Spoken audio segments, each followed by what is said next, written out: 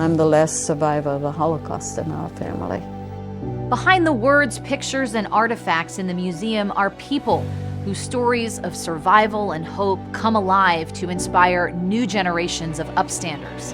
One by one, these stories stir the soul. Can there really be hope for us? See, mine is 4018. My sister was 4017.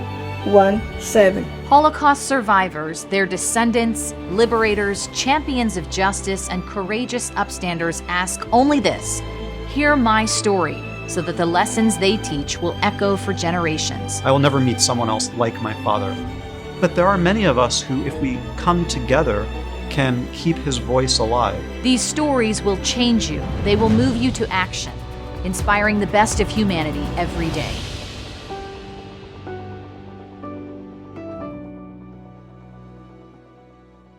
I'm Jackie Congedo. Today's conversation is with Eric K. Ward, a senior advisor for the Southern Poverty Law Center and the executive vice president at Race Forward. Eric is a longtime civil rights organizer and strategist, and one of today's leading experts on the intersection of racism and antisemitism and their threats to inclusive democracy. Eric has spent years educating people about the dangers of these hateful ideologies, how they fuel each other, and the allyship required to combat them.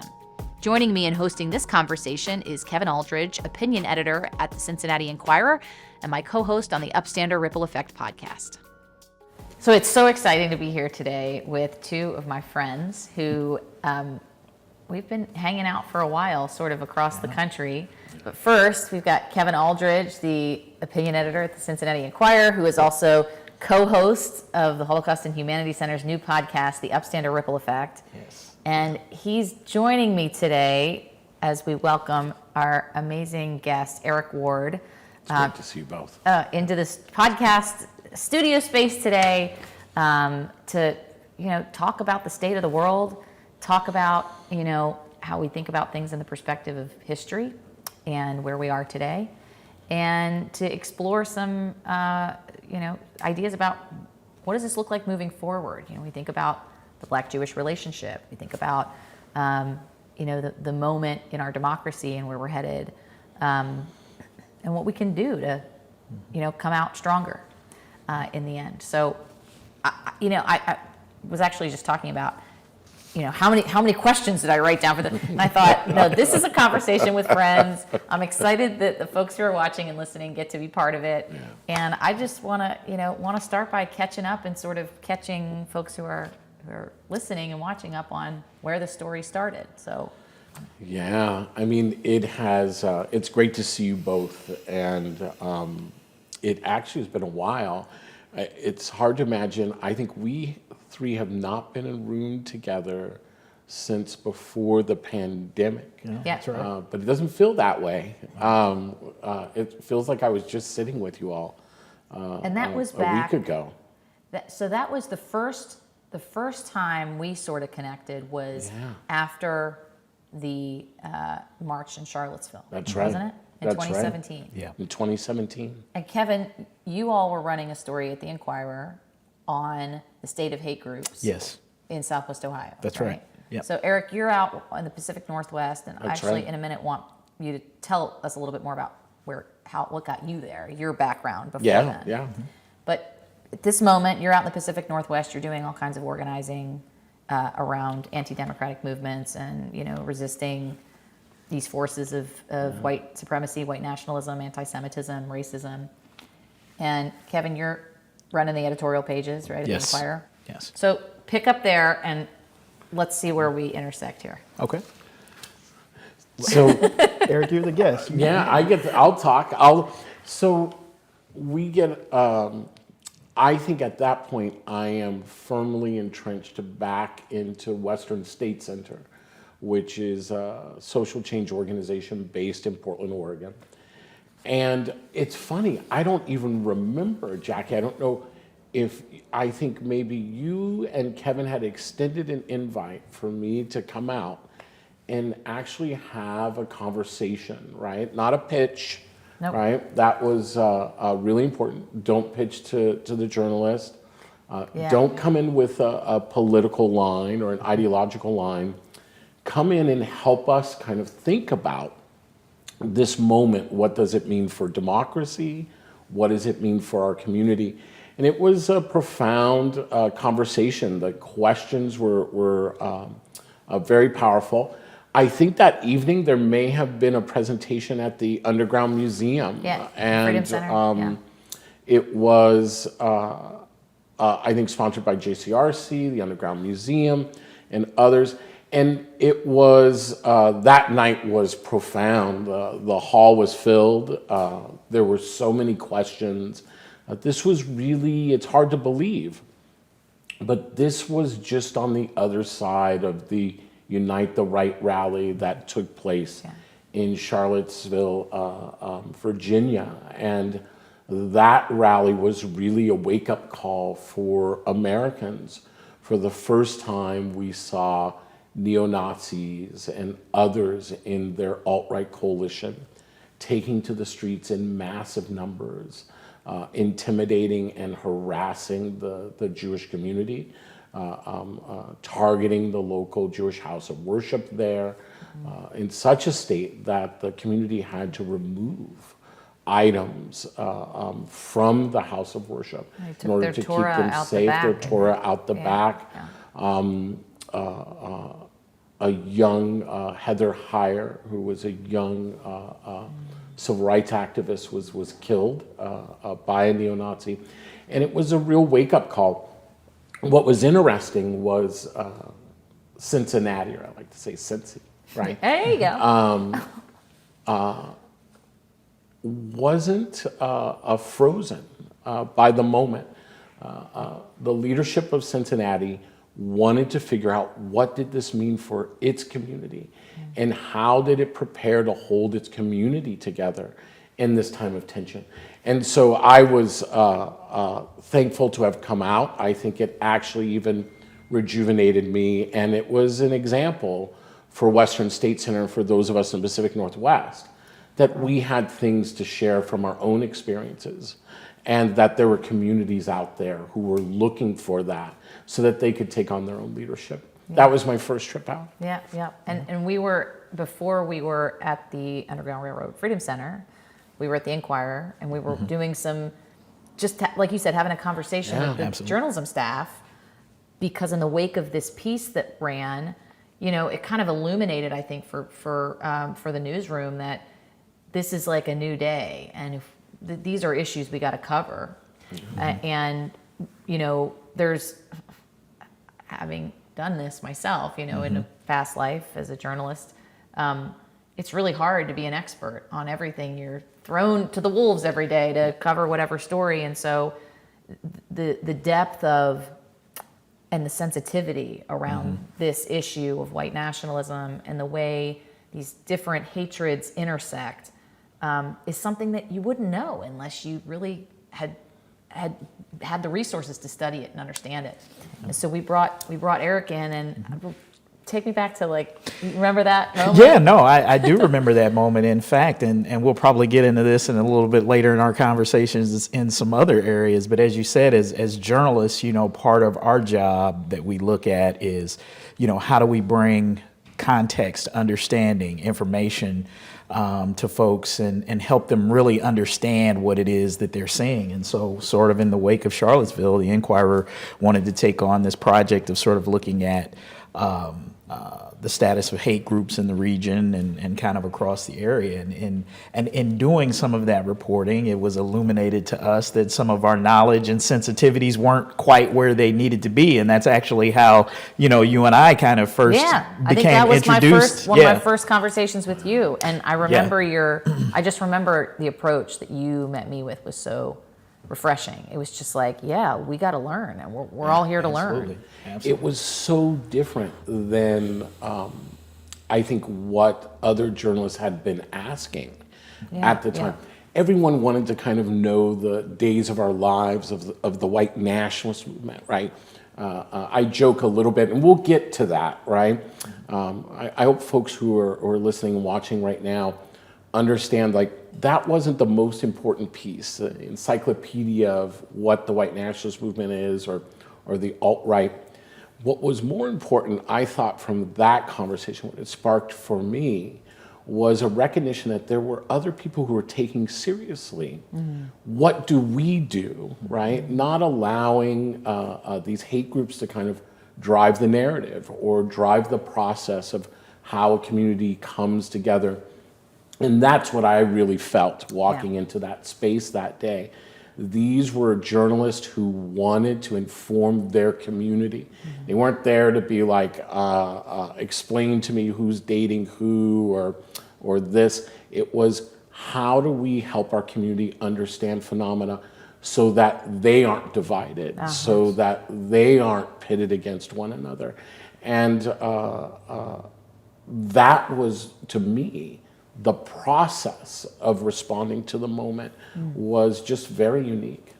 Yeah. And it sparked some other pieces that came out of that that were very, very powerful. Yeah, and so, that was, what, you're a 3-time Cincinnati visitor now, That's at right. least? That's right. And so after that, I feel like we said, well, that wasn't nearly enough. We got to have you come back. And we hosted this summit at Union Terminal, right after the Holocaust and Humanities Center was just opened in 2019. And you came in to sort of, share the keynote. And I remember you could have heard a pin drop in that hall as you were talking about sort of your work and your story and your thesis. I even remember, I don't think I'll ever forget the aha epiphany of one of the participants who was listening when she said, Jews will not replace us. That's what they meant. That's what they meant. And I remember back, now I think those of us who are paying attention to this issue now or have come on board and are understanding kind of what's going on a little bit more, the replacement theory, unfortunately, we're living in a time where now there's some fluency about that. Yes. People know what that is, but we forget 2019, 2017, this was like, even people in the Jewish community, I think, struggled to really understand, like, wait, how are they casting us in this conversation? And what is that? And how do we respond? And what does that mean for us? So I'd love to have you share a little bit about how you came to this understanding of the intersection of racism and anti-Semitism in the space of white nationalism. I mean, it's interesting to go back to that moment because I think about Charlottesville and as the footage was coming in, and I was watching one of the cable news networks. And what they were reporting was that white nationalists are marching down the street saying, "Yous will not replace us. Yous will not replace us." And I remember the journalists looking at one another, trying to, what does that mean, yous? Anti-Semitism was so outside of the conventional understanding of the American public. We didn't understand what we were hearing was Jews will not replace us. And that idea of Jews will not replace us comes out of an old narrative called the Protocols of the Learned Elders of Zion. It was an anti-Semitic narrative that was developed in the early 1900s to cast Jews as the scapegoats, right? In order to deflect the tension between the haves and the have-nots in Europe. Away from the czar, right? Away from the czar, to try to taint the idea of democracy, right? Equality, fraternity, brotherhood. And it was a very powerful narrative, right? And Jews were such a small population who had faced anti-Jewish bigotry in the history, it was easy to tap into. That's the nature of when you hear Jews will not replace us, it's a retelling of the protocols of the learned elders of Zion. We now call it the Great Replacement Theory, right? But it's a direct descendant of that anti-Semitic narrative. White nationalists tapped into that as part of a strategy to reverse the gains of 60 years of civil rights struggle led by African Americans, joined by others in this country. And in order to overturn civil rights, you have to hold in place in terms of a narrative that Black people aren't fully human, right? Or that Black folks are lesser than. That's called white superiority. And the Great Replacement Theory, or the Protocols of the Learned Elders of Zion, provided a narrative that allowed people to hold that by saying, in fact, they weren't dealing with black people's pleas of legitimate grievances, that it was simply a Jewish conspiracy, that Jews were the puppet masters of African Americans or feminists or immigrants. That's what we saw taking place on the streets of Charlottesville. Sadly, it has spread from the streets, right, into political offices and media and entertainment. But that's what we were seeing happening on the streets of Charlottesville. The thing is even if we didn't understand the narrative, the majority of Americans understood something was wrong here. And I think what people were responding to in that event, right, bringing together civil leadership to understand how it stands together in Cincinnati, in the greater Cincinnati area, was I was explaining what this narrative actually meant. I'd like to think I came in with something profound. I think I was helping people understand something they already knew, that there was Put the another pieces social together. movement Yeah. afoot in this country.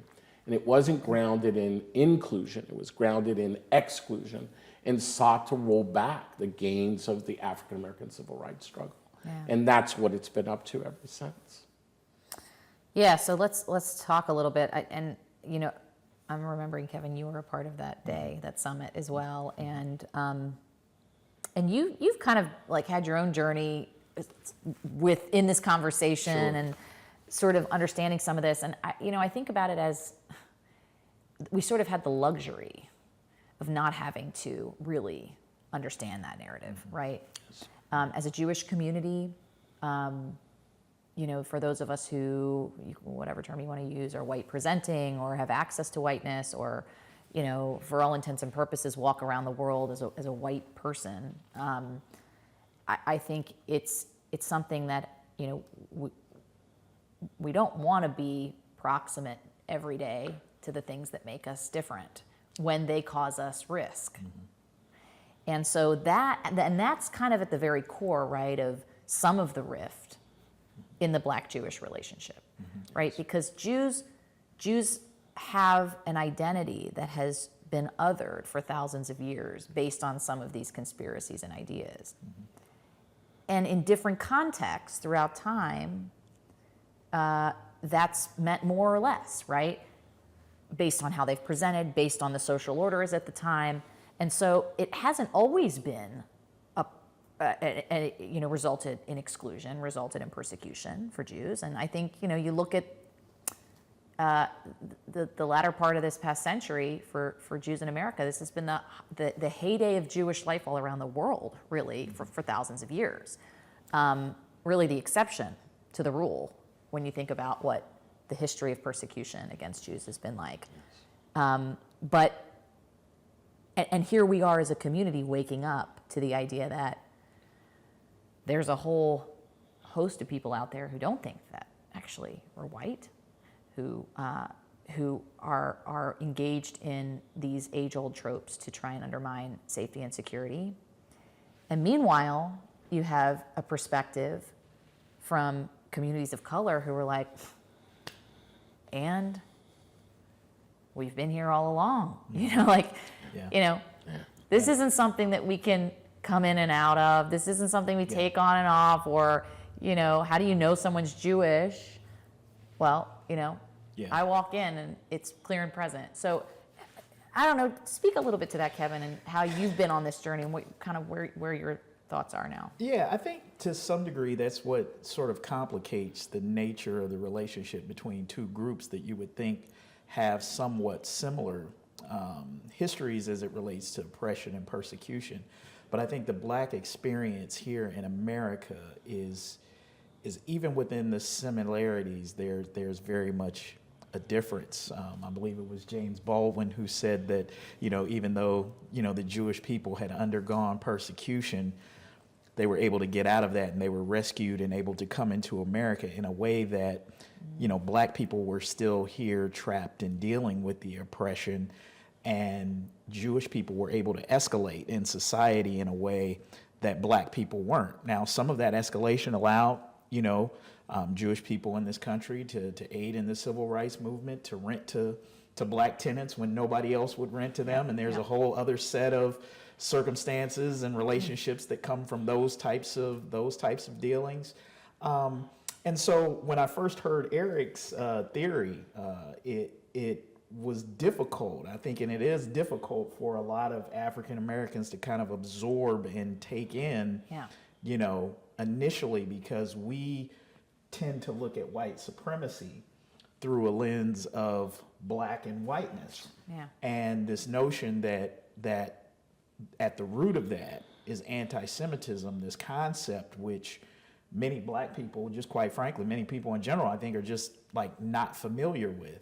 And it wasn't until hearing Eric speak and talk about this that as I began to observe some of these white nationalist, white supremacist organizations, how they would move, I began to see anti-Semitism that was invisible to me prior to that.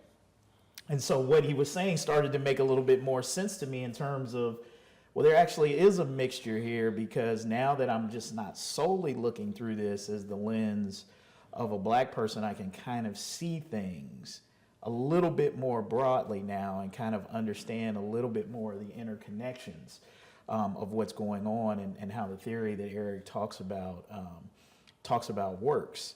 And I think that's an important step, to be able to take and to sort of understand, the link between these two things.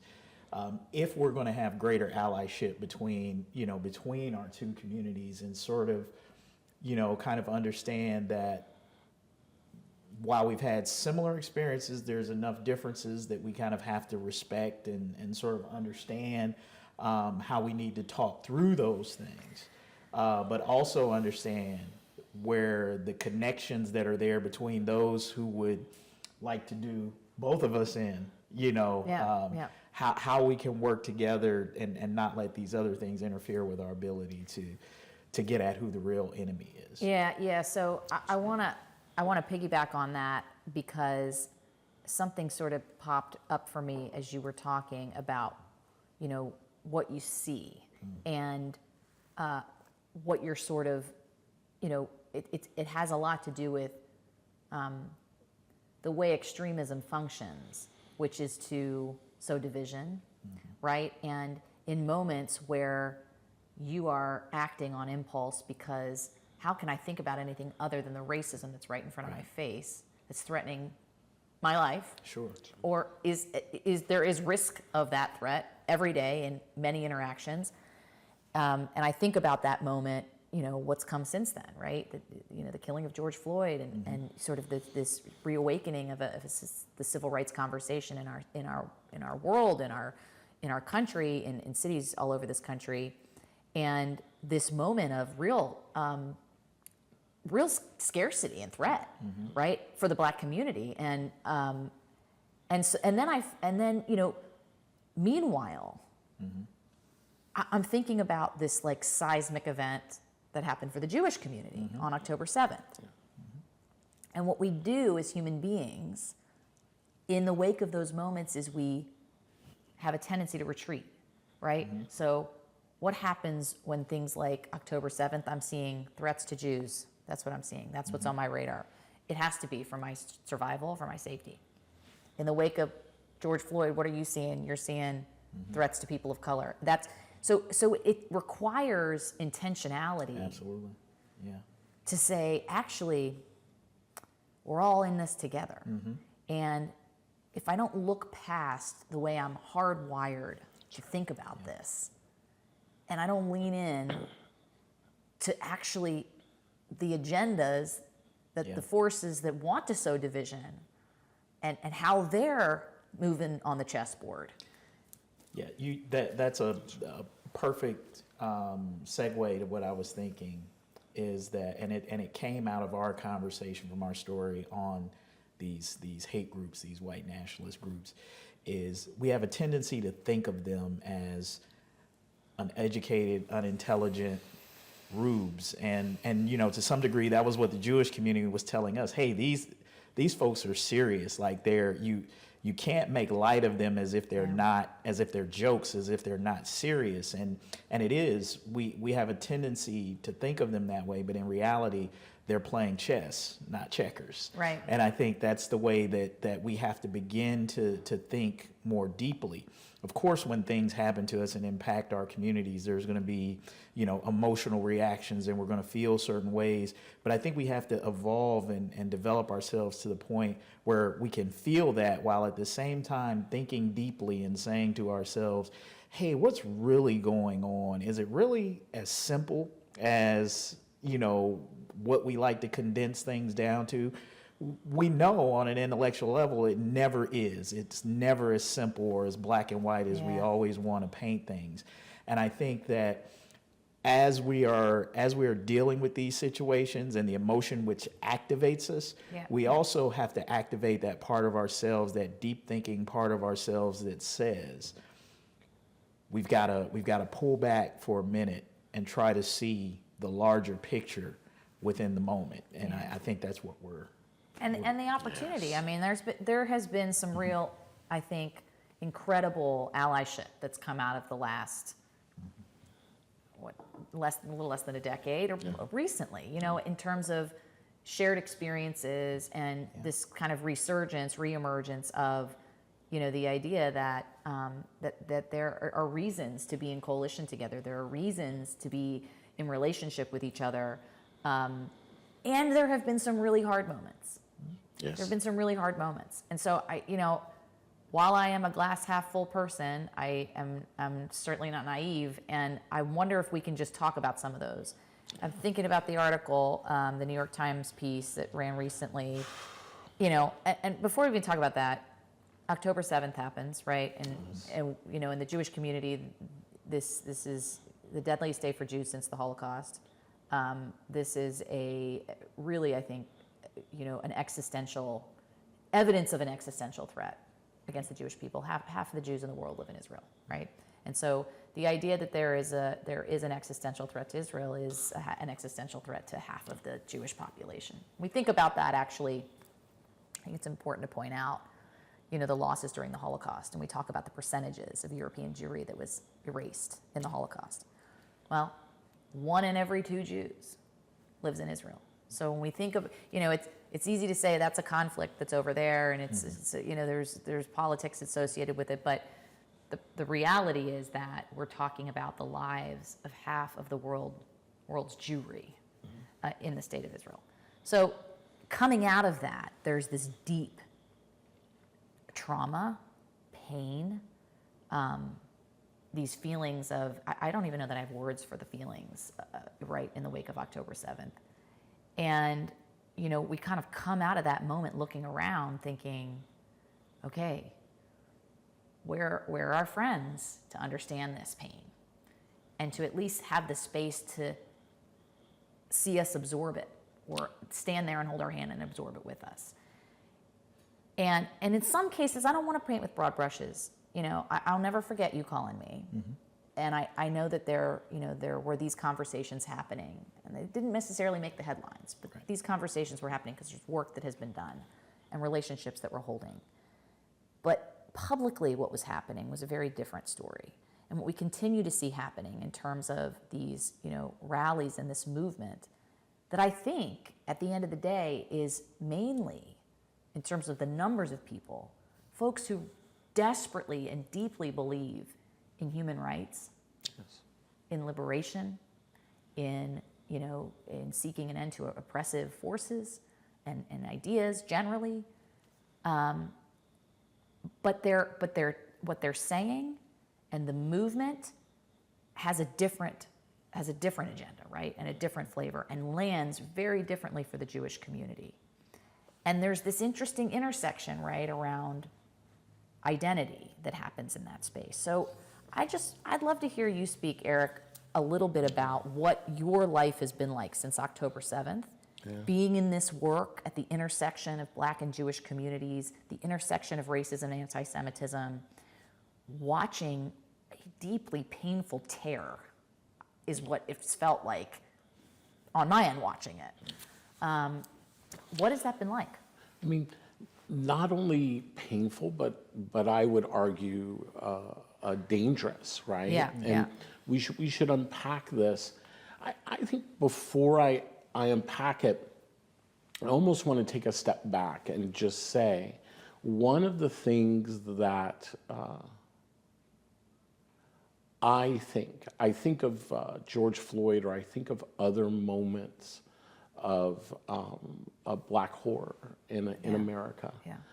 And I think the Jewish community, right, those in Gaza, right, want to hear exactly what anyone else would want to hear in this kind of moment, which is, it is horrifying, and I'm sorry that that happened, right, to your community. And we weren't hearing that in that moment. Now, I'm not saying it wasn't being said, but it wasn't the story that was being told.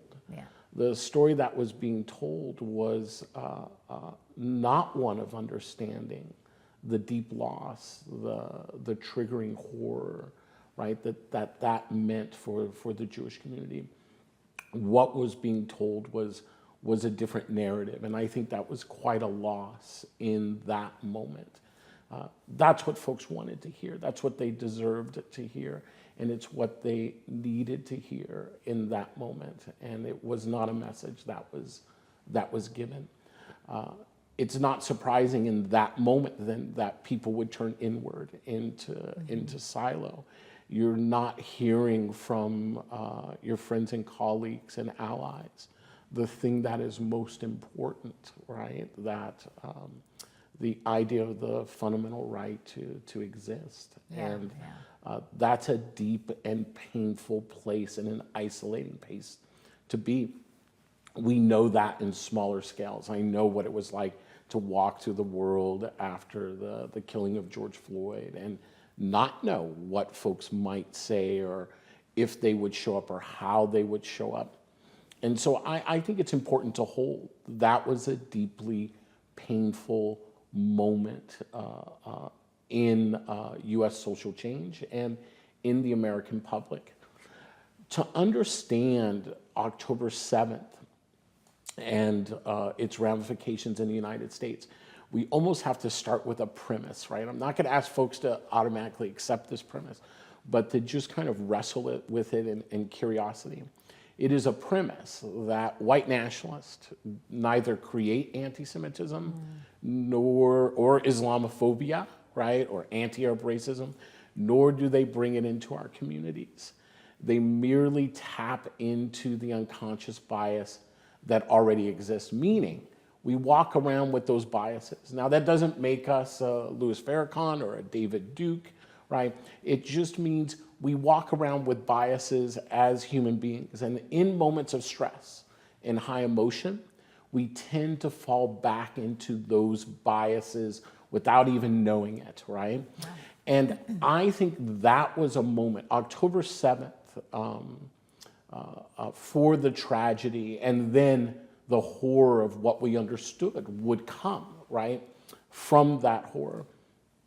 I think also was a moment where too many doubled down first into unconscious bias. Yeah, yeah. And because we didn't have an understanding of anti-Semitism or Islamophobia, anti-Arab racism, we became defensive, right, when other folks began to point out, right, these biases in our memes or things we might be saying. But I think the real other danger in that moment was it wasn't really the Jewish community and the Palestinian community in the United States talking to each other, or the Arab community and the Jewish community talking to each other. It was really everyone else talking for those two communities, right? And to me, that was a betrayal of values, right? In a way that I have not seen around other issues.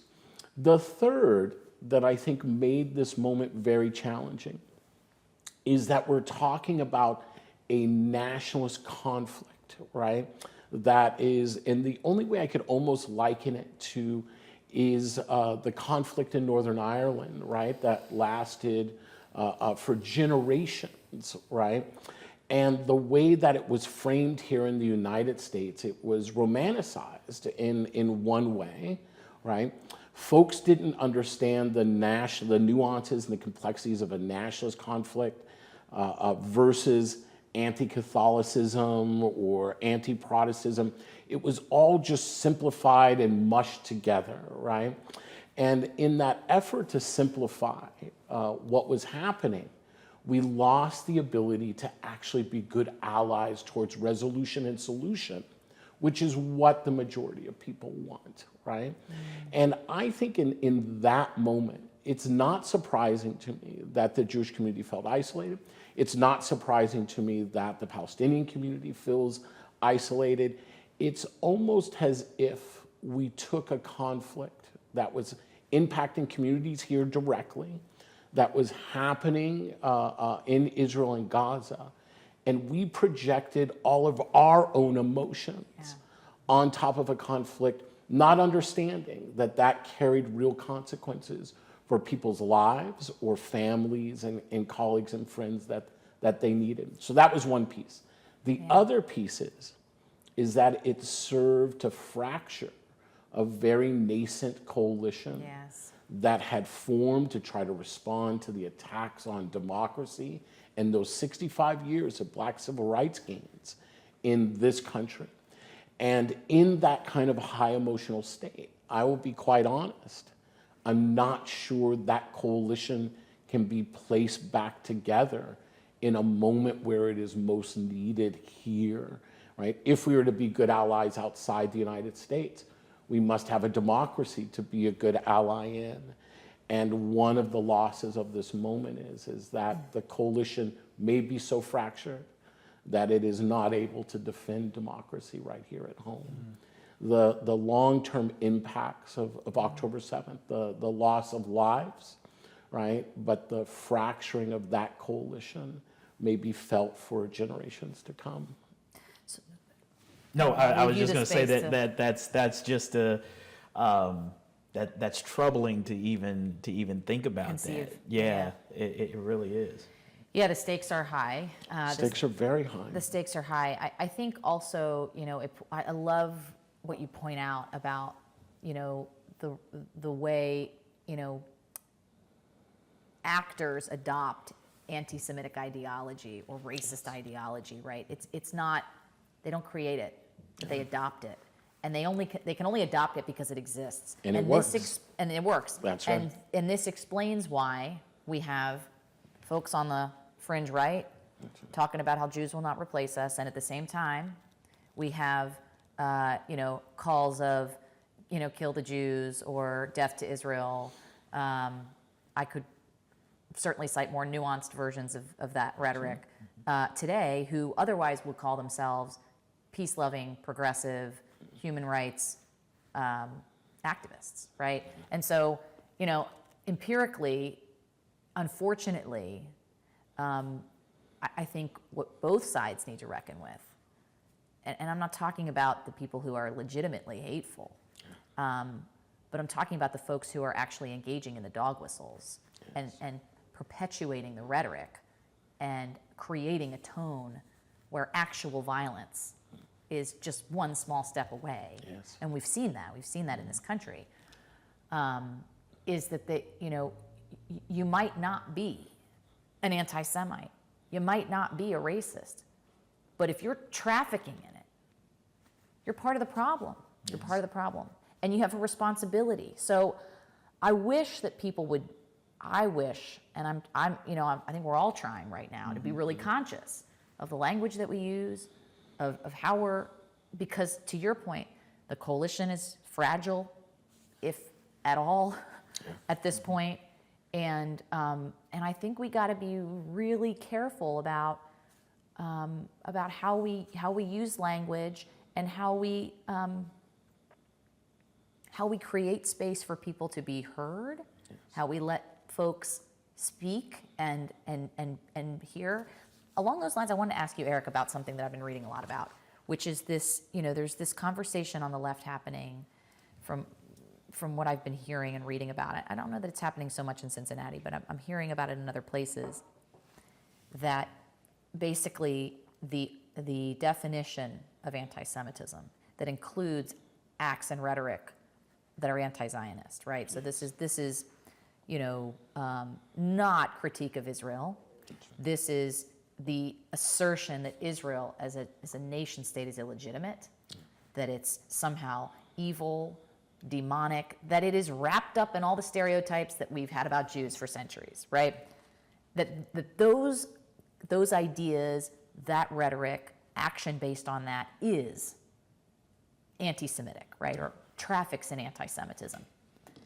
I'm hearing on the far left that, I don't even know if it's the far left at this point, but in some of these coalitions and spaces, that definition, the assertion that definition is actually a fascist tool.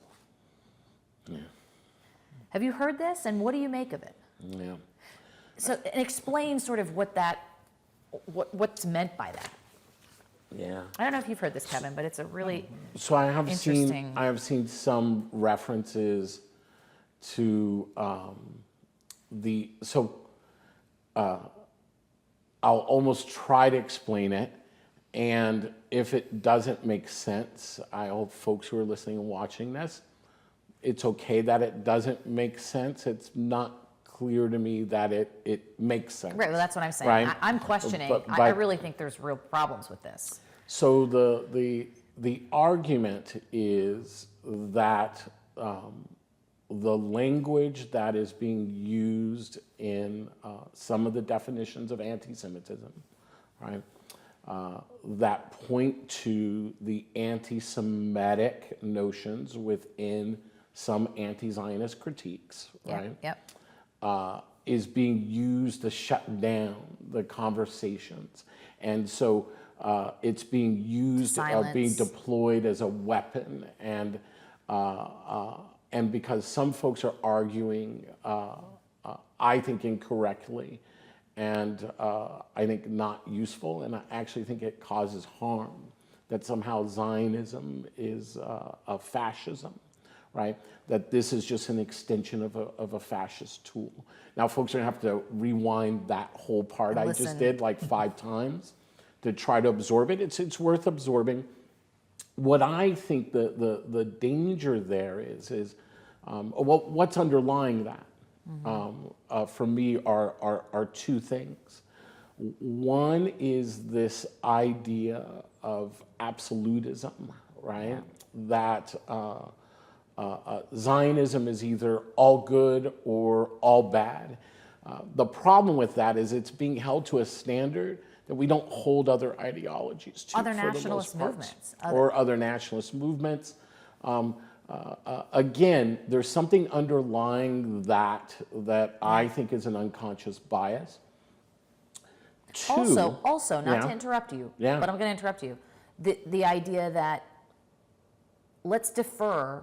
In what other universe in progressive spaces would we not defer to the mainstream community to define the hatred? That seems to me to be a double standard, right? So to say we know better than you do within the human, I think within the human rights discourse, typically we allow those who are most impacted to define the terms of what the carries impact harm and for our group and what doesn't. That's right. Again, I think the piece is there is a debate within the Jewish community around the definition of anti-Semitism. The piece that grabs me, I can't speak to that. I'm not Jewish.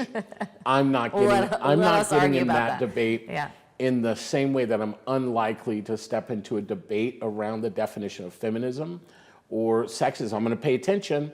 I'll likely have an opinion, but it's not my place to drive that definition or that debate. What's interesting about debates that take place in the Jewish community is everyone outside the Jewish community feels like they have the authority and the credential to argue that debate. Now, I try to imagine that. you know, folks may not realize this, but we have lots of debates and disagreements in the Black community, right? If you are not Black and you try to come in and enter that debate, you aren't usually warmly received, right? It's not that we don't care about those opinions, but it's an internal debate and dialogue that is happening, and it's healthy for that debate and dialogue to happen. But there's something else that happens. I don't know if it's just the size of the Jewish community is so small, and that other allies feel they have a stake in those debates. But there's something there that happens. But here's the piece that I want to get to that I think is important for us to understand. What's underlying this question is all anti-Semitism anti-Zionist? Is all anti-Zionism anti-Semitism? There's a desire to oversimplify, right? And in these emotional moments, right? I've been in emotional moments. I have seen other nationalist conflicts. Always in those emotional moments, the goal is to oversimplify, right? To make one side good and one side bad, so that you can act accordingly. And things that bring in nuance, right? Who gets killed in nationalist conflicts? Typically the moderates, right? Or the folks who are framed as moderate. Typically the most radical, because those are the folks who are actually trying to stretch into real solutions. But they're typically the folks who are killed, who are marginalized. Why? Because they're actually trying to bring depth and nuance to a conversation, because they're looking for real solution. And they're looking for solution across the aisle, right? Because they understand that's what it takes to build real solution. By bringing nuance, folks will push back. And I think that's a little bit of what you're seeing in that rhetoric. It's an attempt to oversimplify what is actually a very complicated situation. You have a nationalist conflict. You have a religious divide in some aspects of it, right? It is a global political situation, right, that is happening in the region. It's not so easily explained simply through the lens of what we understand here in the United States, which is the lens of the race divide, right? The color line that we talk about. But since that's all we know, we tend to assert our lens over that situation, and things that don't fit, we try to do away with or ignore. Like the fact that half the Jews in Israel are not white. Are folks we would consider Jews people of color here in the U.S. There are pieces here. Look, in terms of human rights, those of us who hold human rights values have every right to critique human rights abuses as we see them. That can be done without dabbling into unconscious anti-Semitism or unconscious Islamophobia or anti-Arab racism. But here's the trick. How do you know you're not dabbling into something you refuse to learn about? And I think the real test is, if you are serious about being an ally and bringing a real solution to the region, right, to Gaza, to Israel, then you have to back it up by deepening your knowledge. You don't have to have that knowledge to start the conversation, but to hold an arrogance that it is unneeded makes you not an ally. It makes you an instigator. And I remember those instigators on the campuses of schools growing up. I went to a lot of public schools. There were fights on the campus.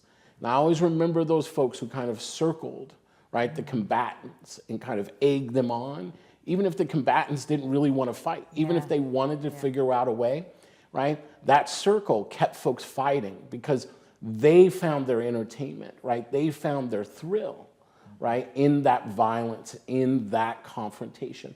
They weren't trying to look for a solution. They weren't looking for nuance and complexity.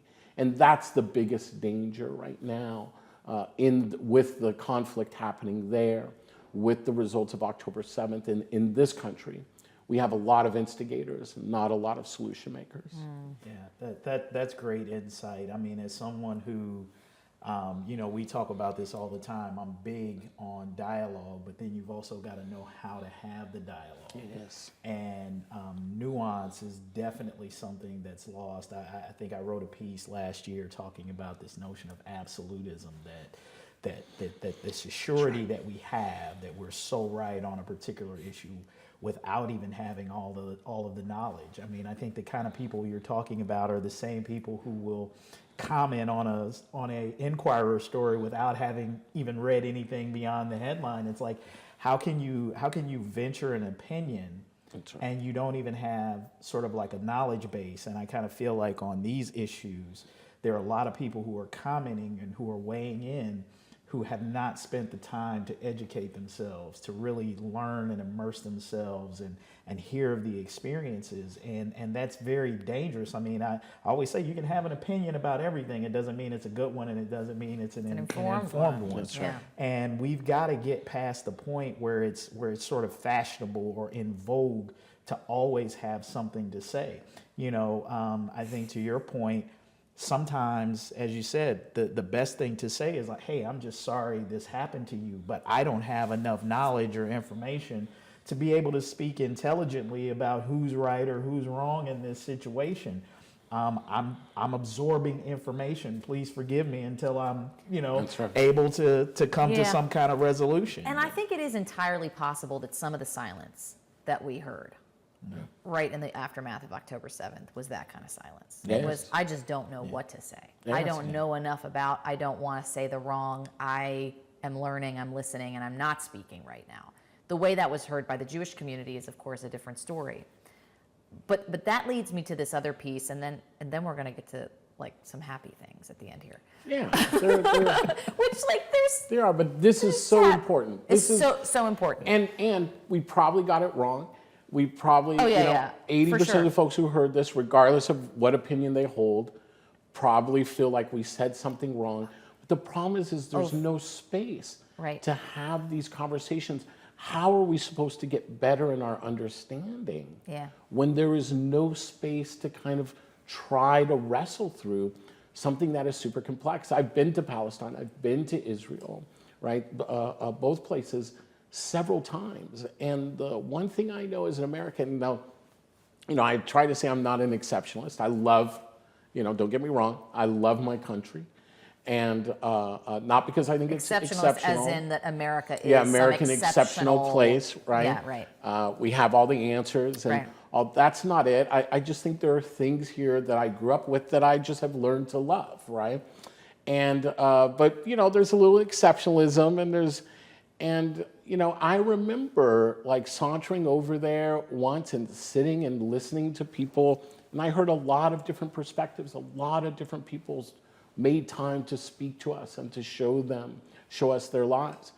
And I remember just thinking, asking a question and just hearing the question come out of my mouth and just realizing it was the most arrogant question. Like, it wasn't even a question. It was a, why don't you do this, And I'll always remember the person looked back at me and said, you Americans, you come over here and you think.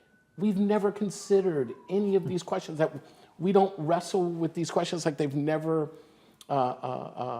occurred to us.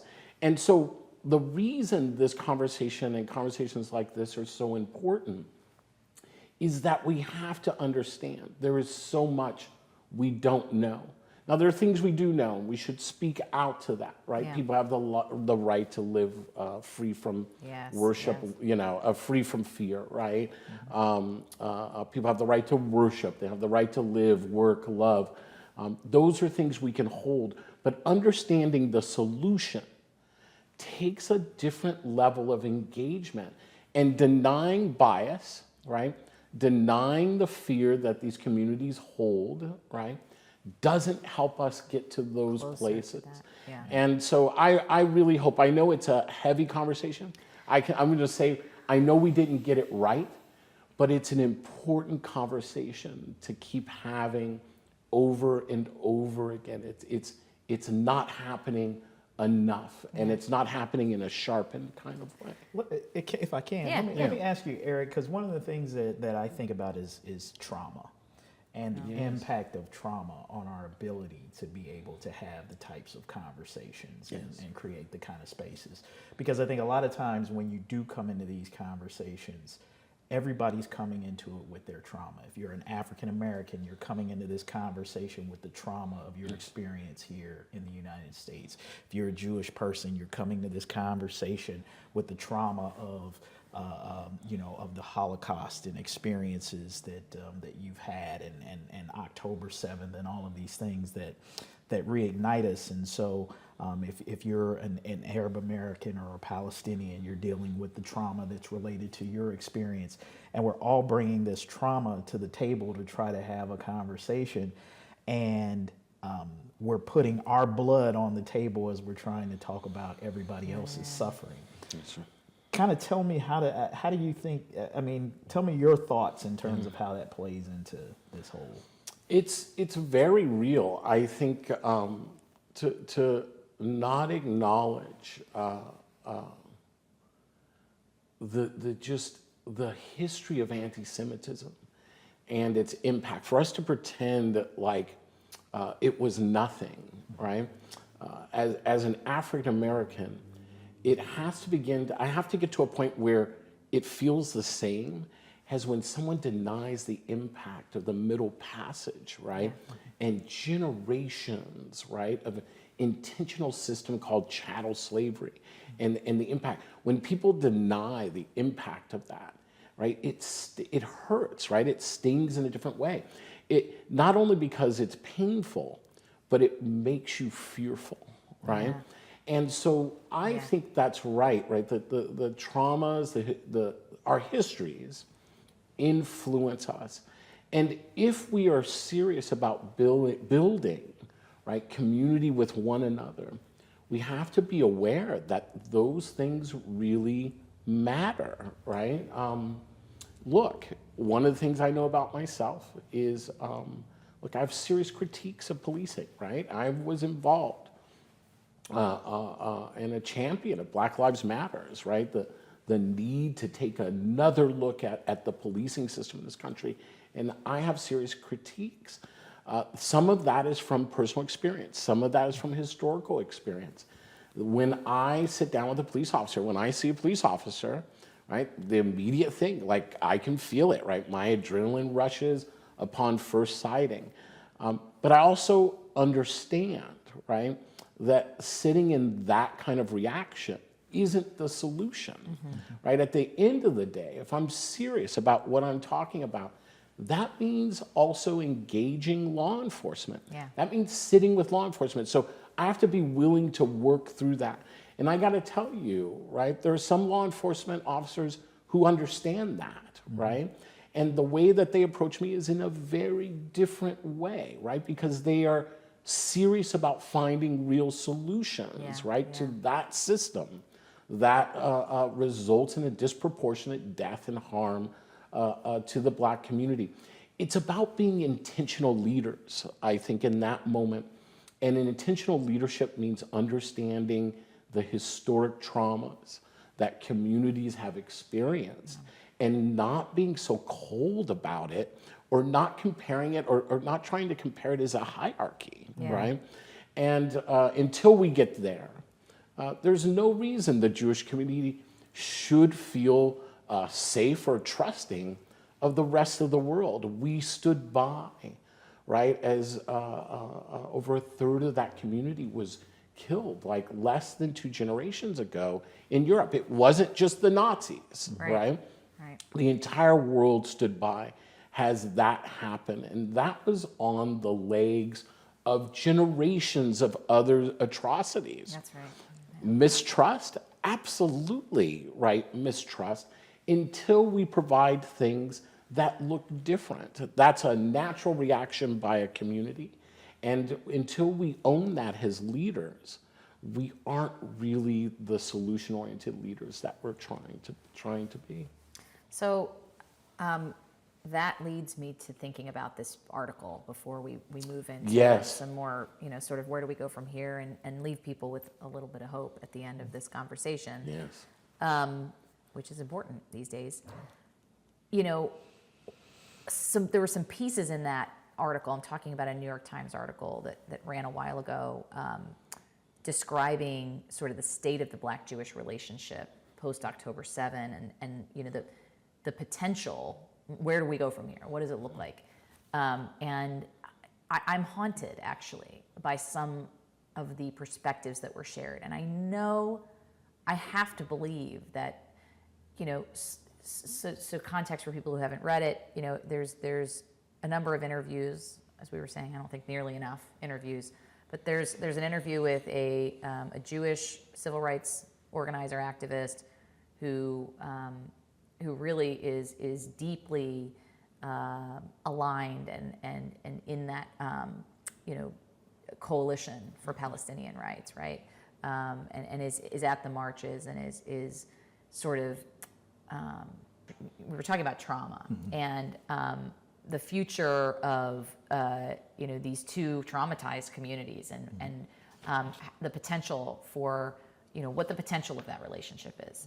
And there was a New York Times piece that was written a while ago exploring this. I don't think in enough perspective and detail, but took one snapshot of really mainly two activists, a Black activist and a Jewish activist, who are really quite aligned in this space of Palestinian, solidarity, and I even hate to describe it that way, because really it was two perspectives of people who are leading a movement that has trafficked in, at the very least, if not sort of proliferated, some very problematic ideas about Jews, right? And so, the interviews with these two activists, what they exposed was this idea that in order to really show up, in order for the future of this coalition and the relationship to be a positive one, and the potential for it to be a positive one, lies only in the surrender of Jewish trauma, of Jewish identity as it relates to peoplehood. And that is so troubling to me. And it's something, when I think about the standards that we hold in human rights spaces for identity and struggle, and the space we keep for that, for people, it troubles me. And to your point, Eric, I look at, there's something going on there, that there's a different standard for Jews in some of these conversations.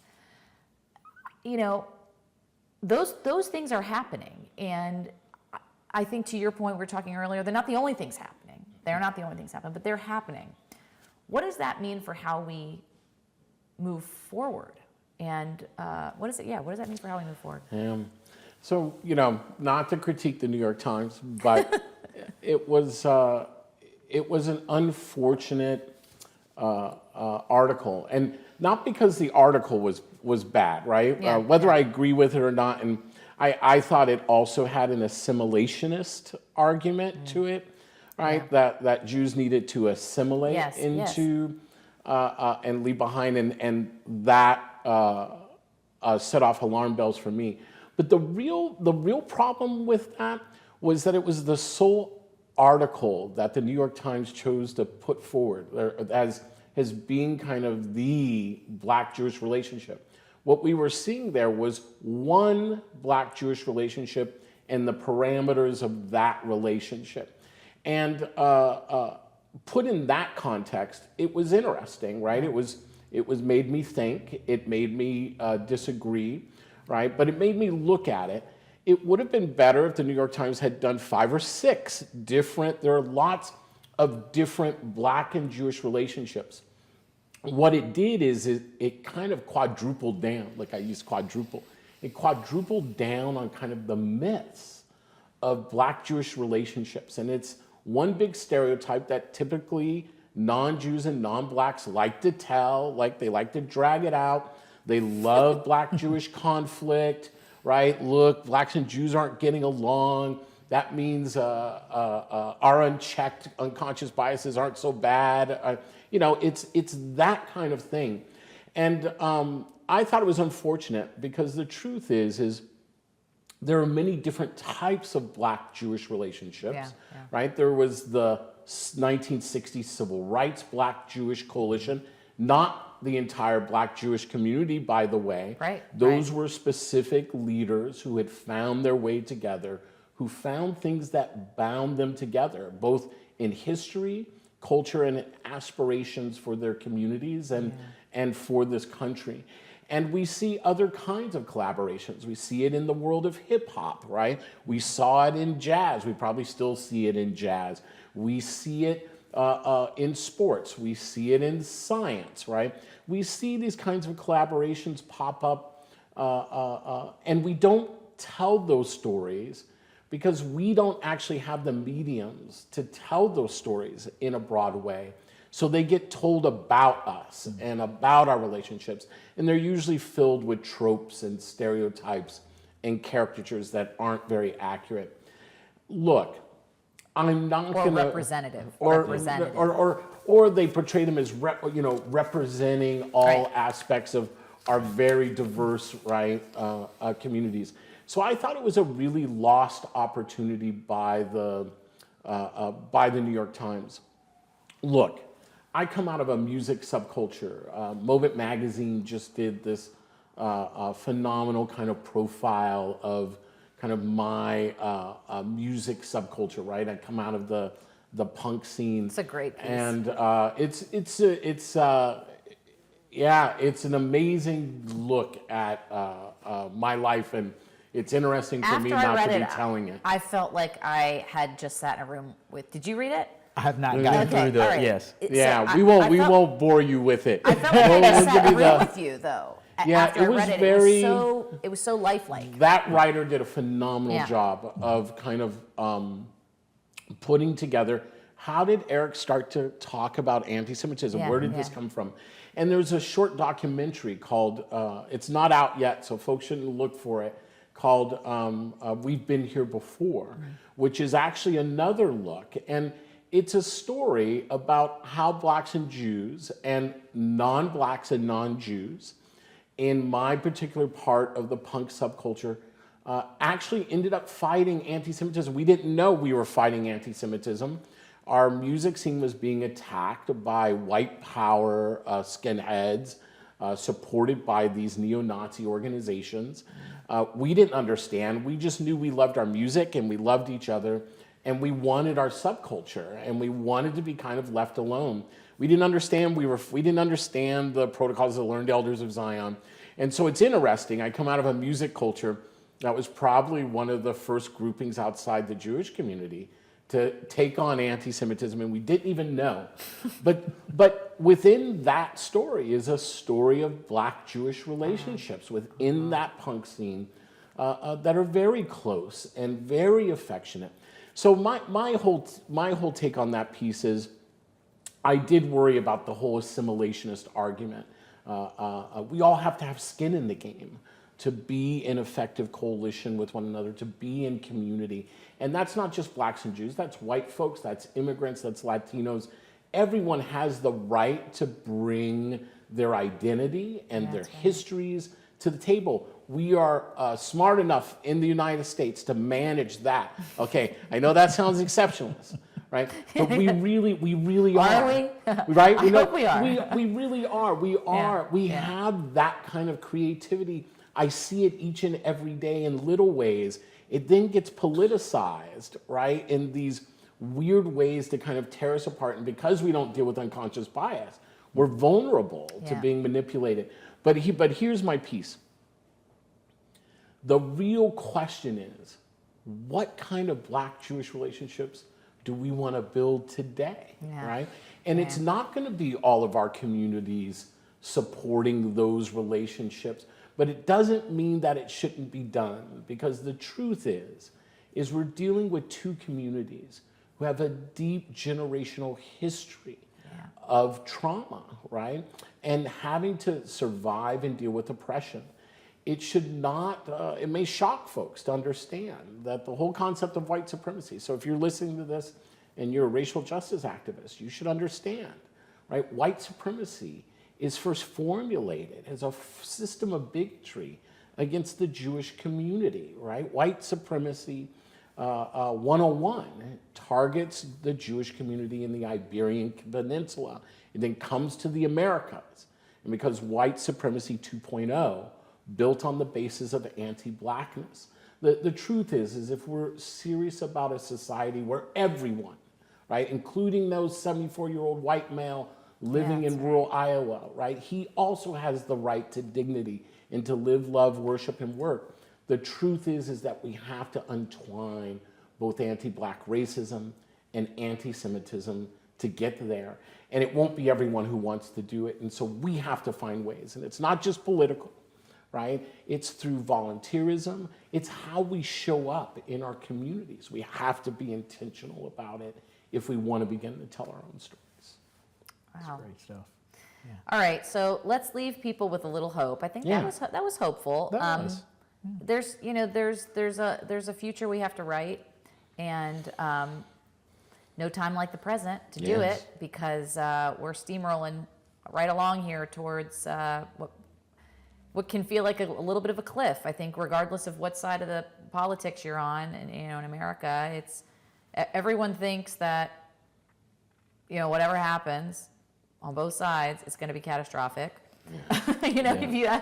They have different reasons for that, but there's this sort of feeling that we are headed towards this cliff of dissolving community cohesion that's just rapidly disappearing, and what the implications of that are going to be on our democracy. So what's the good news? I mean, what have you seen as you've been traveling, speaking about this?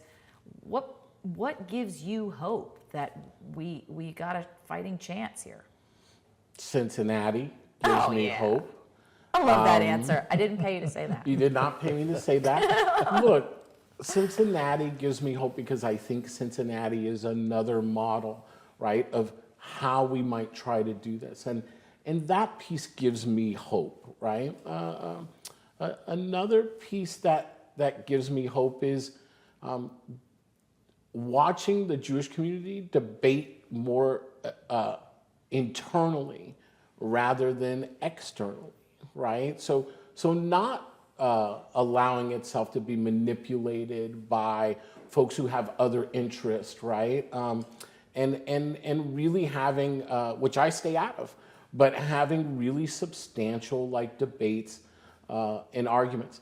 But the other thing that gives me hope, I think there is a seriousness in the Black community about this moment, right?